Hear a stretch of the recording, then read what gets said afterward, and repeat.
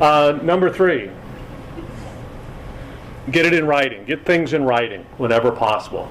And occasionally, if the other side says, don't worry about it, I'll take care of you at the end of the day, you say, tell you what, I'll prepare the letter.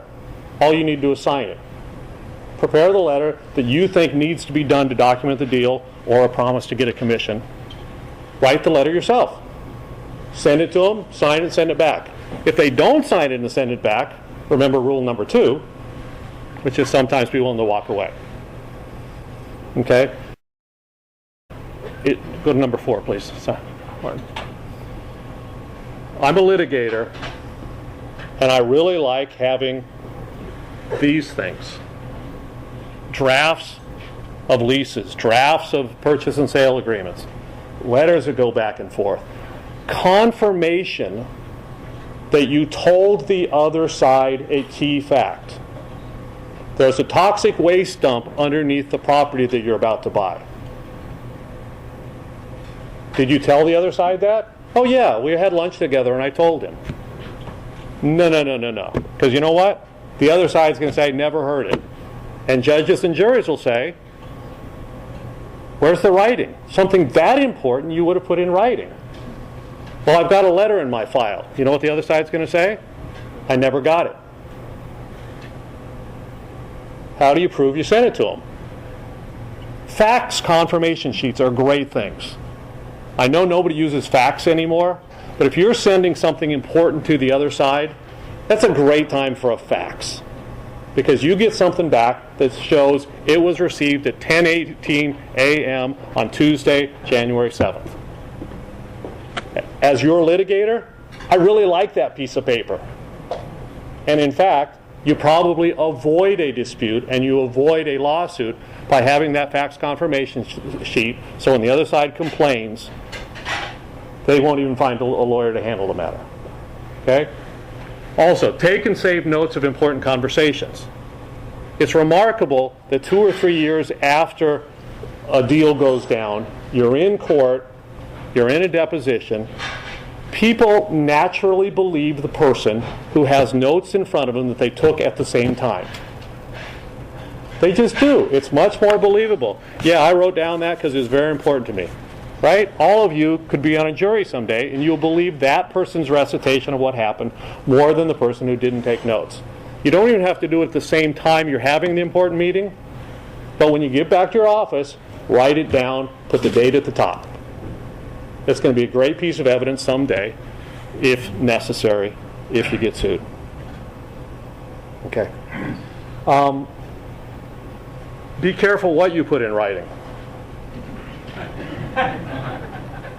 There's some company, I think it might be Fox, who's instructed their employees don't send emails.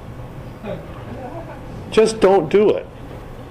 I was just involved in a case in which there was a dispute about the start date of a lease. Was it going to be August 1st or August 16th? The landlord said it was August 1st. The tenant said it was August 16th. There was a dispute going on, and the landlord sent an email to the tenant that says, do not go on the property or I will consider it trespassing. Well, geez, I don't think a jury's going to like that email very much. Don't send emails that are going to wind up being Exhibit A when the other side makes their opening argument. Just a little rule to live by. Okay? Very important thing to realize. Emails, anything you send, just assume that somebody's going to save it. It's going to be a permanent document that'll be there forever, and if they ever need it, they're going to pull it out and say, I got this email from that guy saying, if you go on the property, you'll be trespassing. So always assume that's going to happen. Emails are so easy, hit send. Before you hit send, got some rules for you. That's the first one. Second, be polite.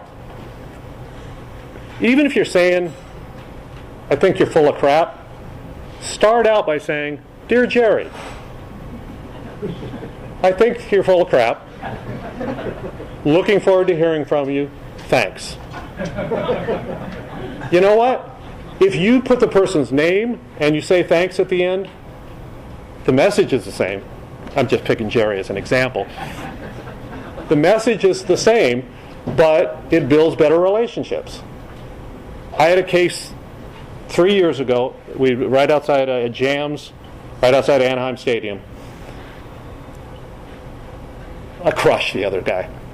He was suing us for $18 million, got zero, had to pay all of our attorney's fees. 2 weeks ago, the other attorney called me up and referred me a case. I thought that was pretty much of a compliment. But part of it was because when I communicated with the guy, I was polite. It really does help. And all you guys are in business together. You're going to occasionally have disputes. But you know what? Dear Jerry, thanks. It's a little thing that really does help, I think. Also, edit your messages. Look at them very carefully. Again, remember, it might be an exhibit someday. Don't rely on spell check to do that for you. Because spell check might say the word is a word, but it ain't the word you wanted to use. Okay? So don't just rely on spell check to do your editing for it. Do it yourself. Do it carefully. And if you wouldn't say it to the person in person, don't say it in an email. The case I referred to where the guy said, I'll consider you trespassing, that guy was the nicest guy in the world face to face. But he would hide behind the email. He'd hide behind his computer and send pretty nasty things to the other side or to the other attorney. And face to face, he was a nice guy. With all those nasty emails, the judge or the jury won't believe you're really a nice guy. So if it's not something you would say to the person you're dealing with, face to face, don't put it in an email. Okay?